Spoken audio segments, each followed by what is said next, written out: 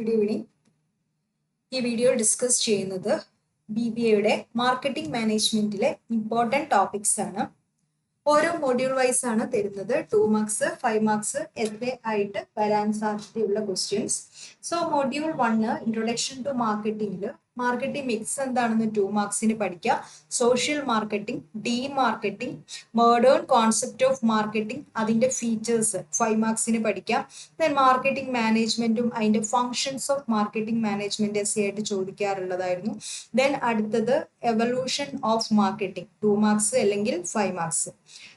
അതിൽ എന്തായാലും അതിന്റെ കോൺസെപ്റ്റ്സുകൾ ഉണ്ടല്ലോ, പലതരത്തിലുള്ള കോൺസെപ്റ്റ്സ്, അത് ഇടയ്ക്ക് ചോദിക്കാറുണ്ട് കേട്ടോ. ഓരോ കോൺസെപ്റ്റ് ആയിട്ട് തന്നെ 2 മാർക്സ് ചോദിക്കാറുണ്ട്. Then components of marketing mix, then market information system നമുക്ക് 5 മാർക്സിന് എക്സ്പെക്ട് ചെയ്യാം. മാർക്കറ്റിംഗും ഇനി importance or benefits of marketing essay ആയിട്ട് ചോദിക്കാം.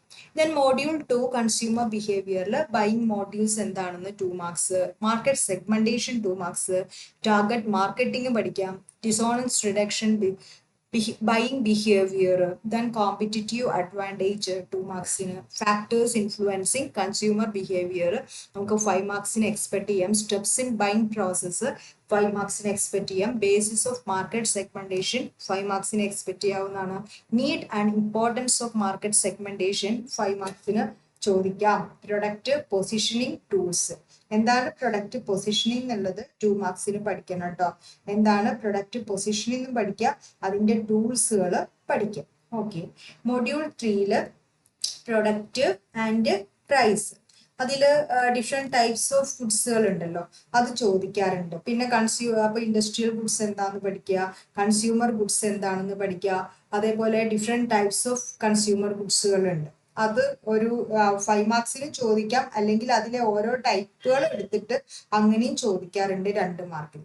Product positioning 2 marks. സ്റ്റാൻഡേർഡൈസേഷൻ എന്താണെന്ന് പഠിക്കുക. Branding, brand equity, brand loyalty, brand label, information label, trade mark. അതേപോലെ ഈ ബ്രാൻഡിങ്ങും ട്രേഡ് മാർക്കും തമ്മിലുള്ള ഡിഫറൻസ് പഠിച്ചിരിക്കുക കേട്ടോ. കൂടാതെ അൺസോർട്ട് പ്രൊഡക്ട്സ്, കൺവീനിയൻസ് പ്രൊഡക്ട്സ്, അത് ഞാൻ നേരത്തെ പറഞ്ഞ ആ കാറ്റഗറിയിലുള്ളതാണ്. ദെൻ പ്രൊഡക്റ്റ് ലൈൻ എന്താണെന്ന് പഠിക്കുക 2 മാർക്സിന്. Product modification, simplification, differentiation, diversification. Product mix, packaging, labelling, grade label, pricing എന്താണ്, skimming pricing, penetration, psychological pricing, captive product pricing. ഇതൊക്കെ ഓരോ തവണകളായിട്ട് നമുക്ക് ചോദിച്ചിട്ടുള്ള ക്വസ്റ്റ്യൻസ് ആണ് കേട്ടോ. ദെൻ പ്രൊഡക്റ്റ് പൊസിഷനിങ്, പാക്കേജിംഗ് പഠിക്കുക. Types of discount, advantages of packaging 5 മാർക്സിന് ചോദിക്കാം. കൺസ്യൂമർ പ്രൊഡക്ട്സും നമ്മൾ പറഞ്ഞു, types of consumer products 5 marks. Then stages in new product development അല്ലെങ്കിൽ product life cycle. Then methods of pricing a new products 2 marks അല്ലെങ്കിൽ 5 marks. Then competitor based and demand based pricing 5 marks ചോദിക്കാം. Pricing പോളിസീസും അതിനെ affect ചെയ്യുന്ന factors ഏതൊക്കെയാണെന്നുള്ളത് essay ആയിട്ട് ചോദിക്കാം. ഇനി module 4 പ്രൊമോഷനാണ്. Promotion എന്താണെന്ന് പഠിക്കുക. അഡ്വർടൈസിംഗ് കോപ്പി 2 മാർക്സിന് എക്സ്പെക്ട് ചെയ്യാം. USP എന്താണെന്ന് പഠിക്കുക 2 marks. Sales promotion role, advantages, disadvantages, sales promotion tools 5 മാർക്സിന് പഠിക്കുക.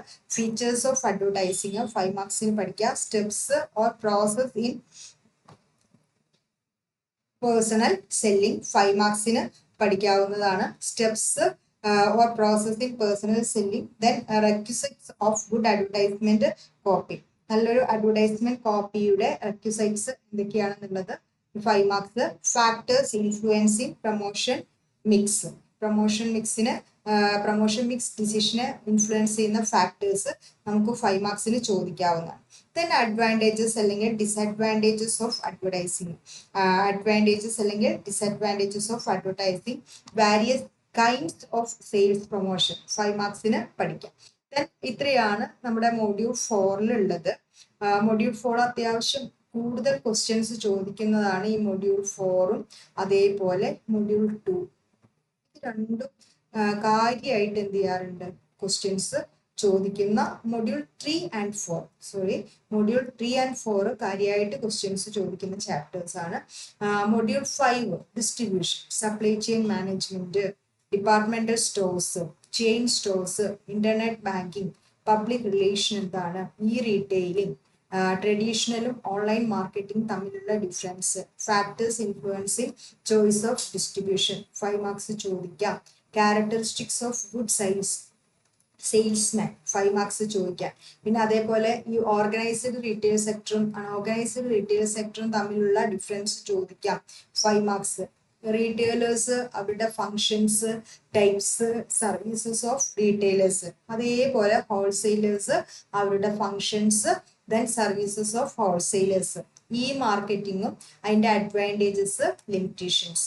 അപ്പൊ ഇത്രയാണ് നമ്മുടെ ഈ മാർക്കറ്റിംഗ് മാനേജ്മെന്റിൽ ഇമ്പോർട്ടൻ്റ് ആയിട്ട് നോക്കേണ്ടത്. മേ ബി ഒരു 80% മാർക്കൊക്കെ നമുക്ക് സ്കോർ ചെയ്യാനുള്ള കാര്യങ്ങൾ നമ്മൾ എന്ത് ചെയ്തിട്ടുണ്ട്, ഈ വീഡിയോയിൽ പറഞ്ഞിട്ടുണ്ട്.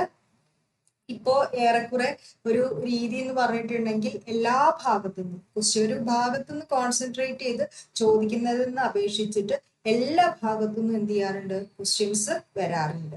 സോ നിങ്ങൾ എല്ലാ ഭാഗവും പഠിക്കുക, പ്ലസ് ഇന്ന വിഭാഗങ്ങൾക്ക് എന്ത് ചെയ്യുക, കൂടുതൽ ഇമ്പോർട്ടൻസ് കൊടുക്കുക.